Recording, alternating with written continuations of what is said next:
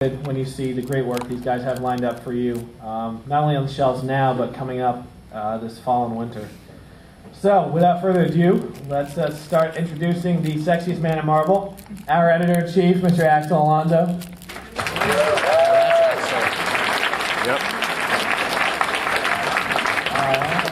And I'm sure he'll be here in a moment. The man with the greatest taste buds at Marvel, our Senior VP of Creator and Content Development, Mr. C.B. Cebulski. One of the very nicest people at Marvel, Miss Janine Schaefer. Editor of Wolverine, X-23, Doc-In, a lot of great stuff over the years. Too many for me to remember right now, so I'll move on. He's really making up for that, Mr. Yeah. You know. Mr. Jason Aaron, the man with the greatest beard in the world. Let's cheer for CB again because he deserves it. Come on, cheer for CB. And let's cheer for me and pretend you care the marketing guys. You? All right. So, how many of you guys are reading X-Men Schism right now? I bet I see everyone come up here. I'm going to pretend all of you raise your hand and didn't just hurt Jason's feelings. If you guys are not reading X-Men Schism, and it really is the biggest thing that happened to the X-Men in a very long time, it's also really great. So that's the other benefit. Jason's running the heck out of it. Taking the X-Men to a place most people thought they'd never go, and really dividing them. Jason, why don't you tell us a bit about Schism, what it's been like working on that? Awesome. Yeah, if you've been reading what we're up to issue 4 now is the next one, and there's a lot of schism in that one. If you've been waiting for some schism, it's coming.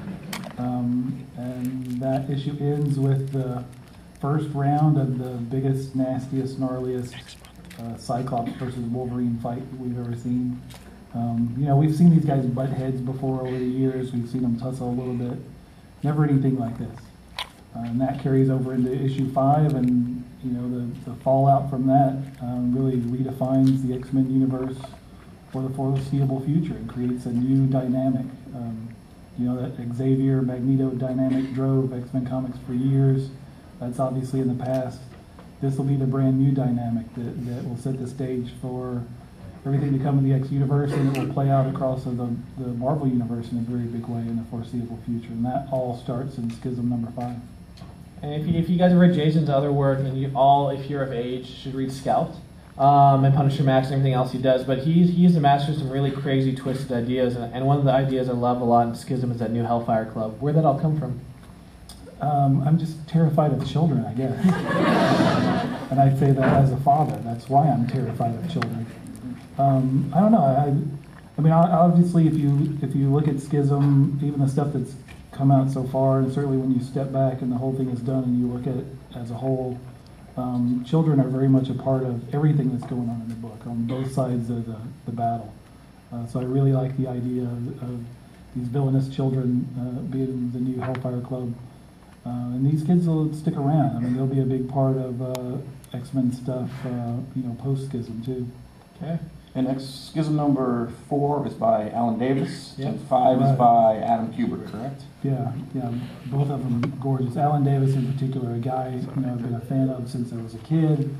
Guy who's on my list of people I want to work with before I get drummed out of the industry. And it's really, really gorgeous. And if any of you in this audience are the one who stole our X-Men Schism big-ass poster from down in the booth last night, if you return it, we won't press charges. That was me, sorry. Yeah, so after Schism comes something we're calling X-Men Regenesis. And what is X-Men Regenesis, you ask? It's where we're going to ask the question, who will you follow? The X-Men are divided between two very different philosophies, two very different camps. And one of them with Wolverine in charge, the other I think we can say now with Cyclops' vision at the helm. In October, you will get the X-Men Regenesis one-shot. It is a great place to jump on or give to one of your friends who hasn't jumped on yet. Written by Kieron Gillen, drawn by Billy Tannen. It'll show you just what side do the different X-Men take and what side do mutants take, and what that means for the future. And that future involves some really awesome new books, including Uncanny X-Men number 1 by Kieron Gillen and Carlos Pacheco. A round of applause for those guys.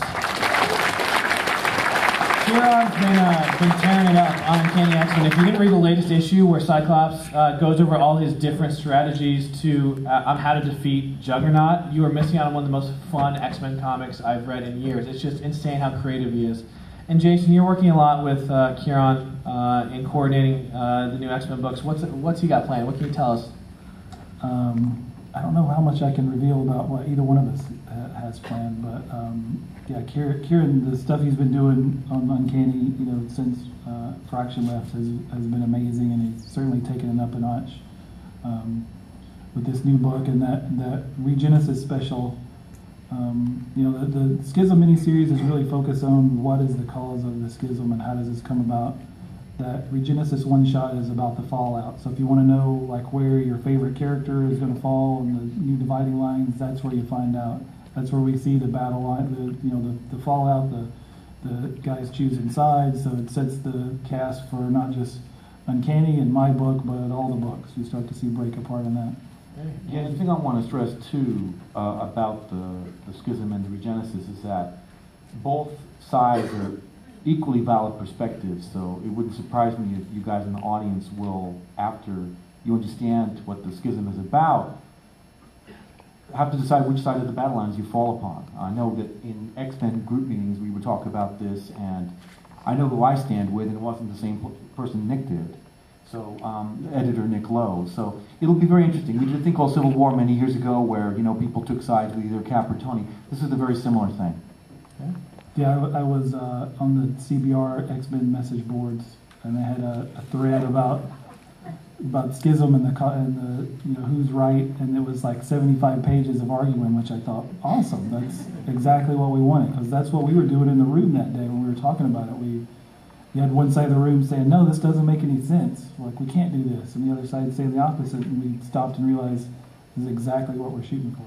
Yeah, I flip-flop myself back and forth from the meetings to the actual outlines to what you guys have been writing. Pick a side and see visible. I'm sorry. He chooses the loners. So, also joining Cyclops and Emma's side will be something that's going to appear on the screen momentarily, I'm sure. New Mutants with team member X-Man, written by Dan Abnett, Andy Lanning with art by David Lopez. This is, how many of you are reading what DNA are doing on New Mutants right now? Yeah!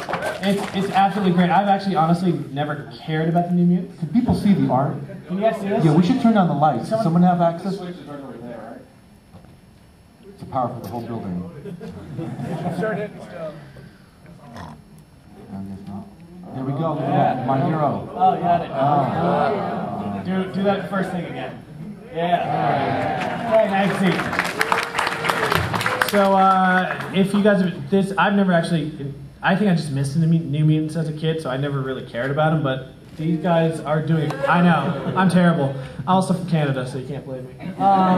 These guys they are doing an incredible job. This book is really, really awesome. David LaFuente is doing the art right now and just absolutely killing it. You guys should check out New Mutants right now. It's really, really awesome. And we will be revealing a lot of these other members you see blacked out later in the upcoming week. So you'll learn who some of them are. The next book to join this side, whoops, that was the wrong way. Pretend I didn't do that. Yeah, nothing to see here. Is X-Men by Victor Gischler and newly exclusive artist Will Conrad. Round of applause for these guys. People make jokes all the time that if we just put Wolverine or X-Men in the title of a book, that is somehow going to be a success. It is really not it's not an easy thing to launch a new series, and credit goes to Victor Gischler for keeping X-Men such a strong series. And one of the characters he's played a lot with and developed, Jubilee will be at the forefront of this series. So if you're a Jubilee fan, I think you'll really like what's going on here.